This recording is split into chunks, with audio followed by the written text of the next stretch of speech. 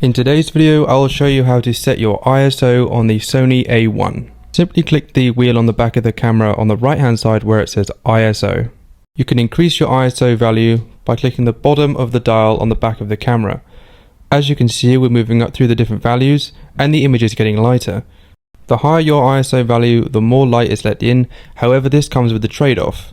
The higher your ISO, the more grain is introduced into your image. Therefore, you want to hit a sweet spot where there isn't too much grain. As the ISO values increase, the image becomes more overexposed, as you can see in the hot areas in the image.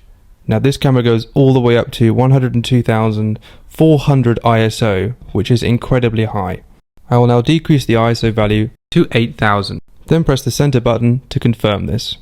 Our exposure now sits at plus 0.3. This value should be as close to 0 as possible to achieve the correct exposure. By increasing the ISO value to 12,800, the image has become one stop overexposed. We therefore want to drop our ISO back down again to get it as close to 0 as possible. As you can see here, the exposure is fluctuating between 0.0 and minus 0.3, but this is a pretty good one to aim for.